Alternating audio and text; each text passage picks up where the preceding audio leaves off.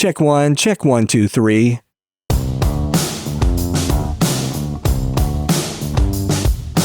Hey everybody, it's Michael Helms, also known as Michael the Sound Guy, and this is the Location Sound Podcast.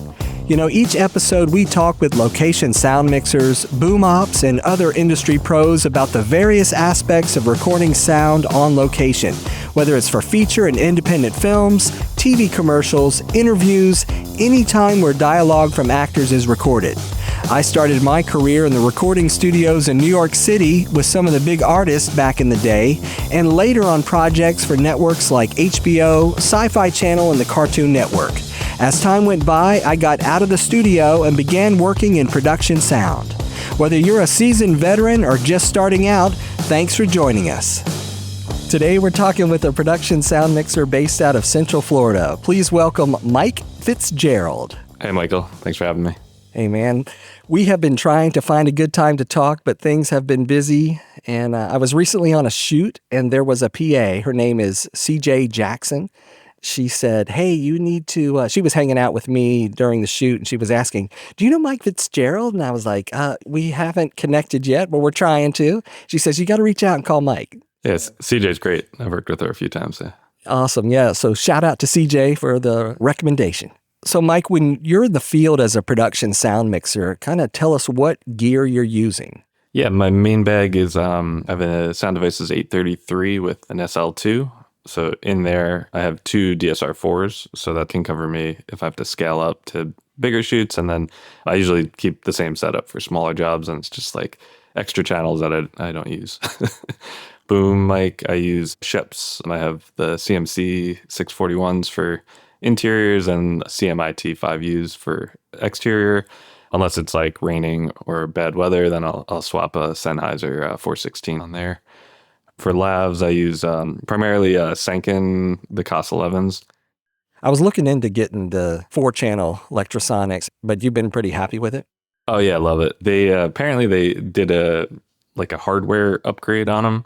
I didn't get one right away, and I knew a lot of people had issues early on.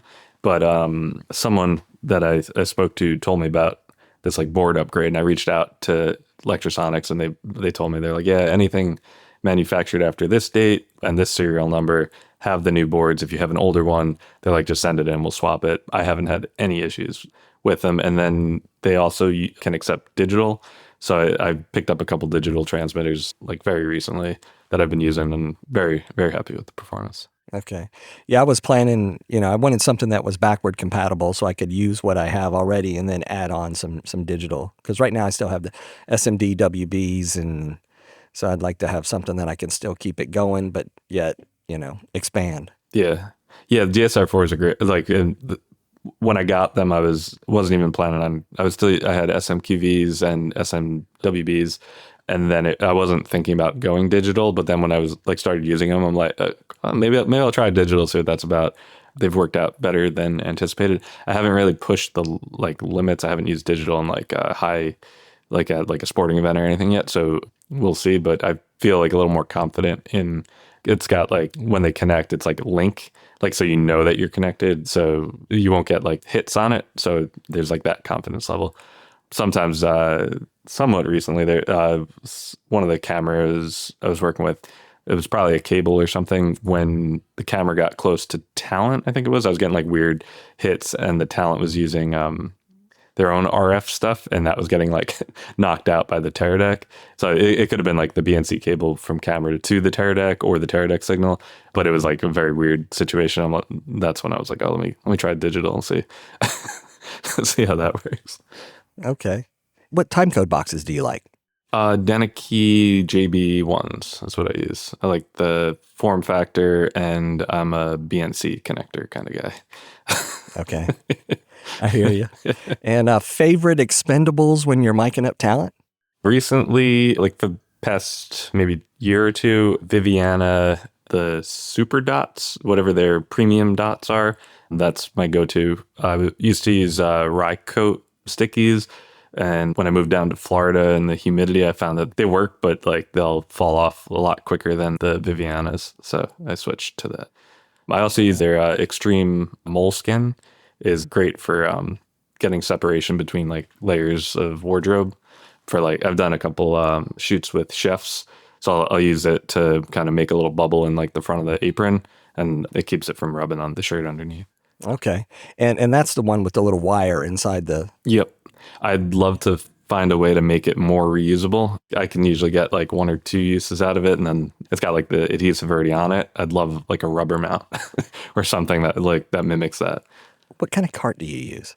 So I have a new acquisition. I just got a Blackbird cart. It's based off the Meadowlark, but I kind of converted it closer to their Grackle without like a bottom box. But I'm still building that up. I haven't actually started using it yet. Up to now, I use a rock and roller with like 2 shelves as kind of has been my go-to for a while. Awesome. Now you said you relocated from New York. Was it 2021? Yeah, early 2021. So what brought you to Florida? It was kind of a COVID move. My wife and I were house hunting in the beginning of 2020, and then all the work went away and the world shut down. So we had a buyer for our place, but we didn't really want to buy up in New York without, knowing when I'd be able to work again. So we just sold our place. We had family down in this area, so we came down on a whim and looked at some houses, and we're like, yeah, let's just try it. So everything was like still open, so we figured I could get back to work quicker, and so we just made the jump. When you were living and working in New York, what was your favorite audio project you worked on? I worked on a lot of commercials up there. There were some cool docs. I worked on one called Shokanoon, I think it was called. It was about a sushi chef that they brought in. It had a tie-in with Anthony Bourdain. He had a startup group. They're around now still. It's Roads and Kingdoms. So one of the authors went, and this like random village in Japan stumbled upon this like amazing sushi chef. So they brought him to New York to cook, like go to it was like Chelsea Market, like fish market, and then he did this like whole spread and for like an Anthony Bourdain book release. So we kind of tracked him for like 2 or 3 days, like going shopping in New York, like picking out the fish and then cutting it up, serving it. It was a cool project, a little unique, I think.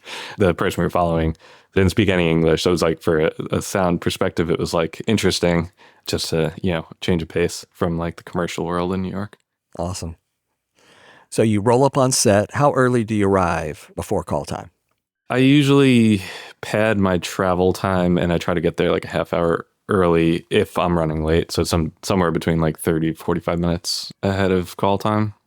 And I think that comes from in New York, it was always like you never knew how long it was going to take you to get anywhere. So I'd have like a 45-minute drive that would take me 2 hours randomly in the morning. So I used to always leave an hour and a half earlier than I thought I had to in New York.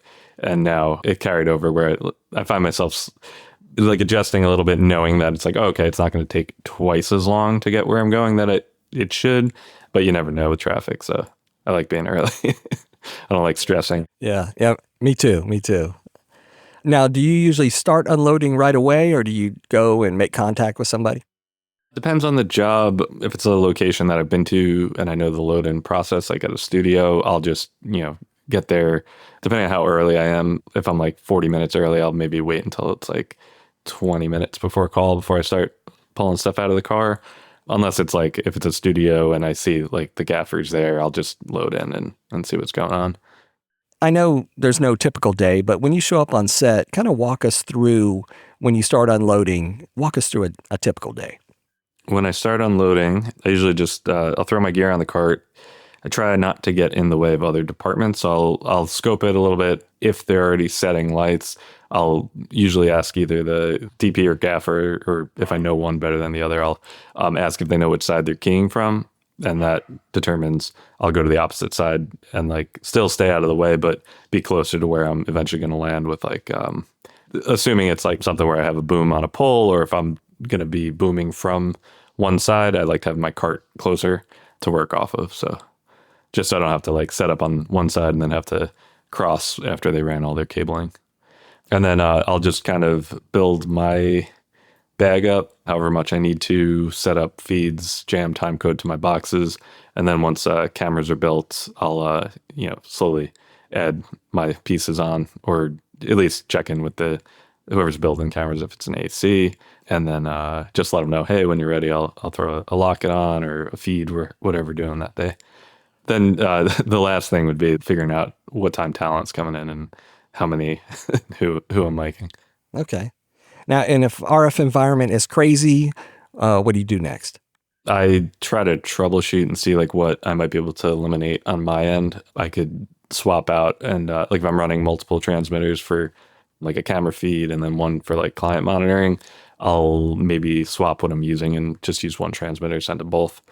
I have electrosonics, like an LT that I usually use for like client feed.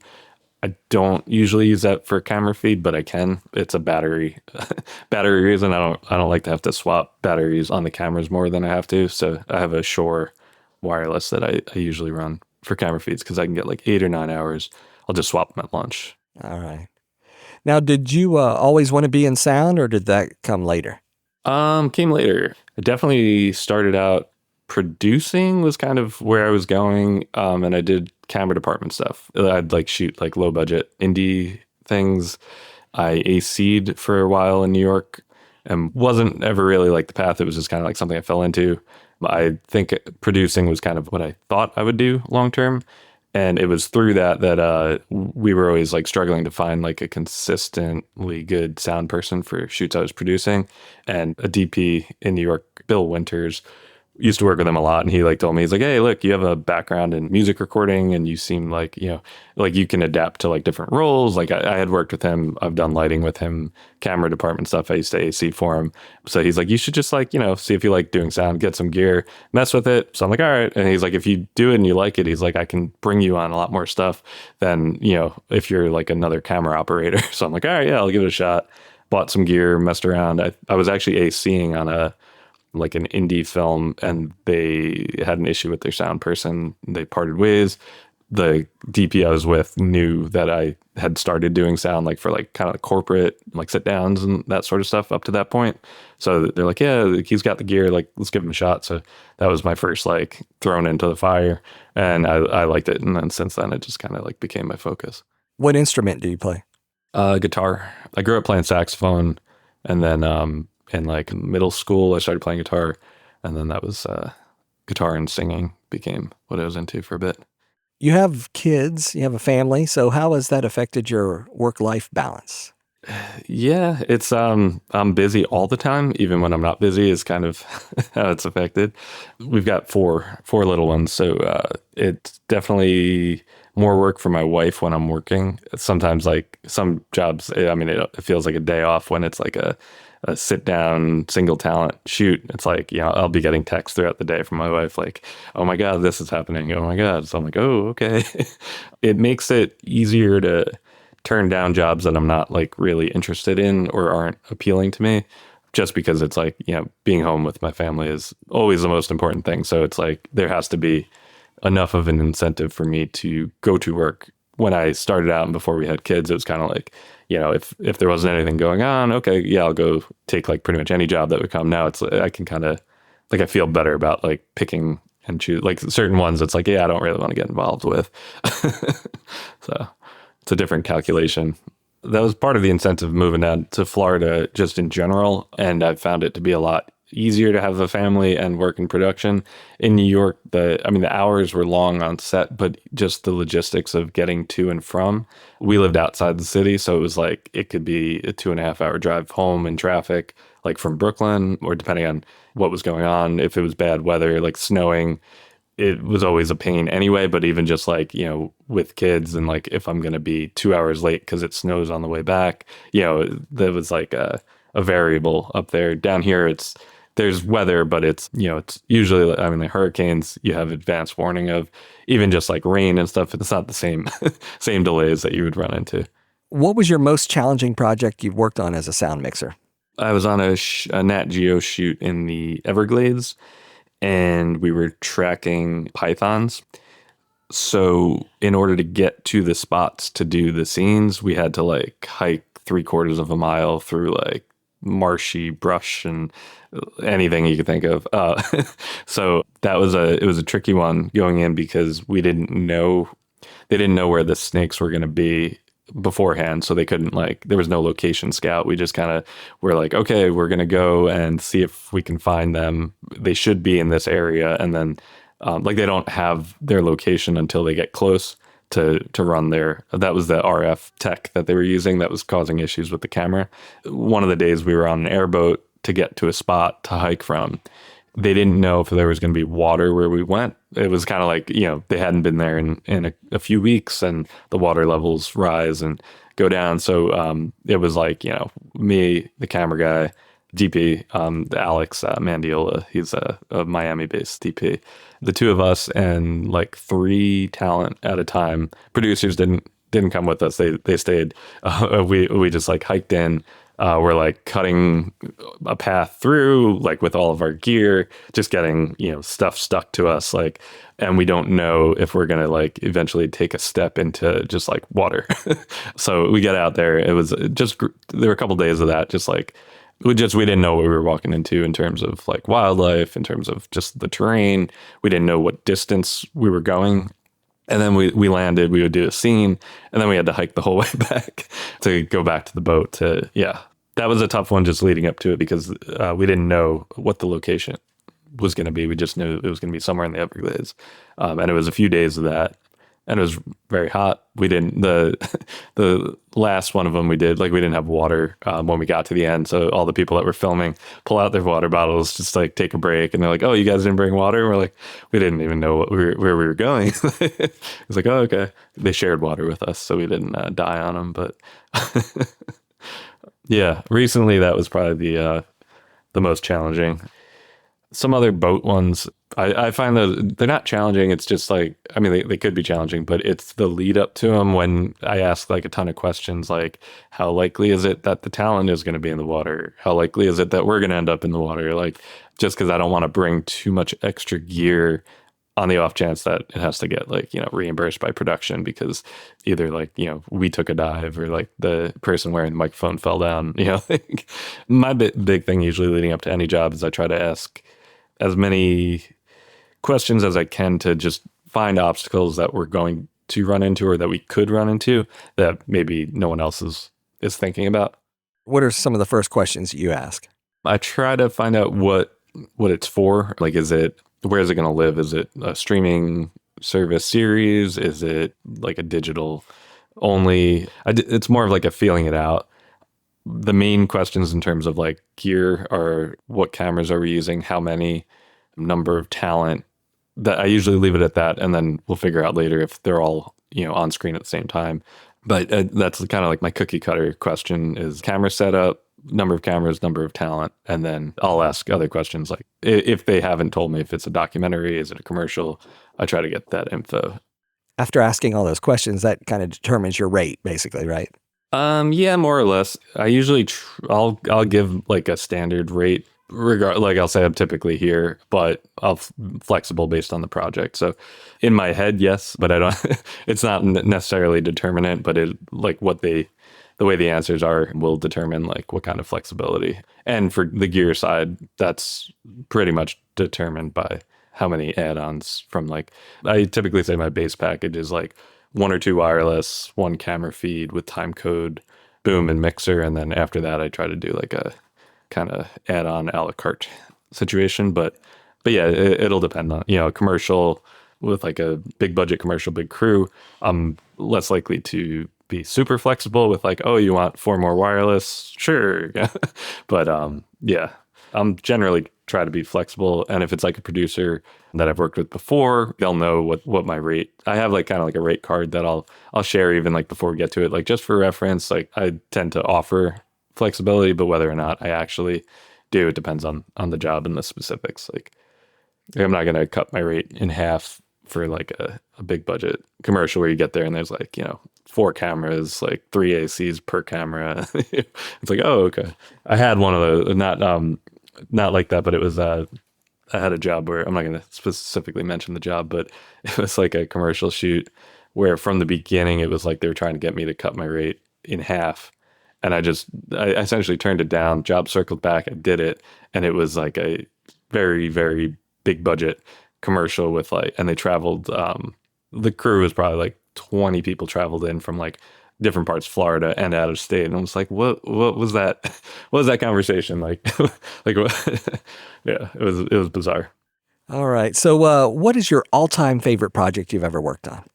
Most recently, one of my favorite projects was Nat Geo. It was like a special called Epcot Becoming, which was interesting. It was like a lot of the history and the backstory of like the theme park. And like we got to go to certain spots within the park that like most people never. We did an interview on a catwalk in between the outside of Spaceship Earth and where the ride is. It was like you could just fit in it. And while we're up there, the engineer that we were with, or I guess he was an Imagineer, he said that he's like, there's probably been like 10 or 12 people who've ever set foot in this spot of the ride. It was just like a unique spot to shoot. And like little things like that throughout that project were pretty cool just to experience and like see the parts of the backstage that like the employees don't even or the cast members don't really even ever get to see.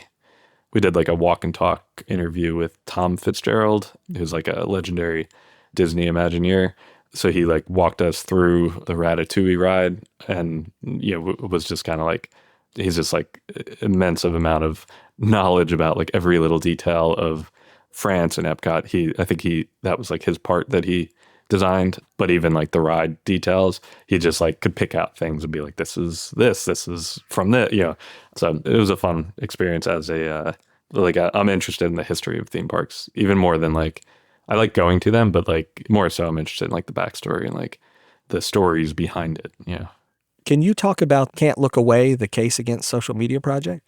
Yeah, that was a doc that I had the pleasure of working on. It followed a court case against Snapchat, I believe. I haven't seen the final version, but I'm familiar with what the story was when I was working on it.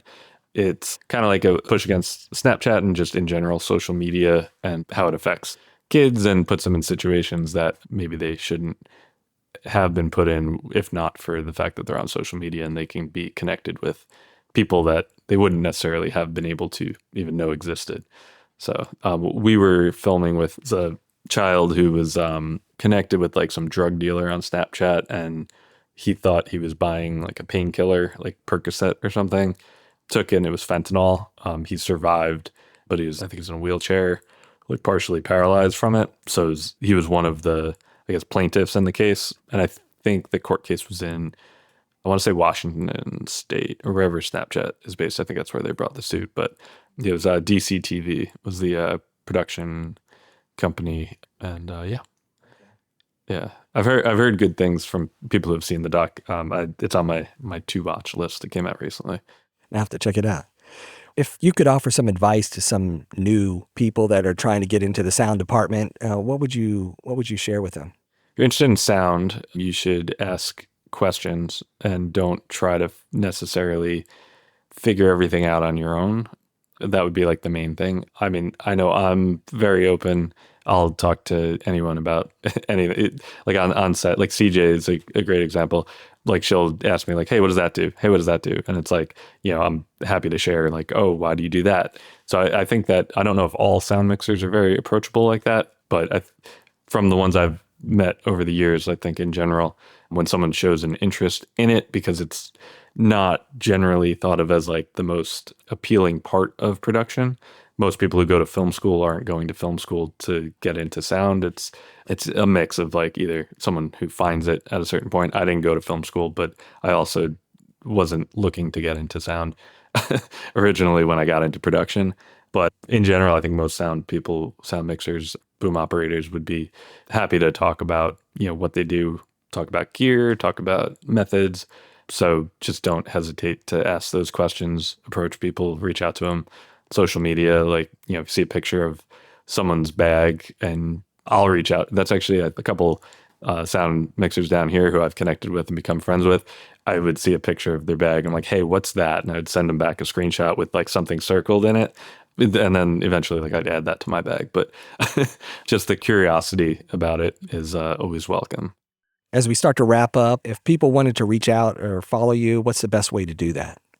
I'm on Instagram at BoomMikeFitz. You could find my website, boommikefitz.com. I'm around, and it's generally those three words, boom, BOOM, MIKEFITZ. Awesome. All right, that's a wrap for Mike Fitzgerald. And thanks again for being on the podcast. Thanks for having me, Michael. I'd like to say thanks to everyone for listening. If you have questions, send an email to locationsoundpodcast@gmail.com. The Location Sound Podcast is part of the Audio Podcast Alliance, featuring a hand-picked selection of the very best podcasts about sound. Be sure to hear the latest episodes from our friends in the community at audiopodcast.org. Until next time, remember, sound is half the picture.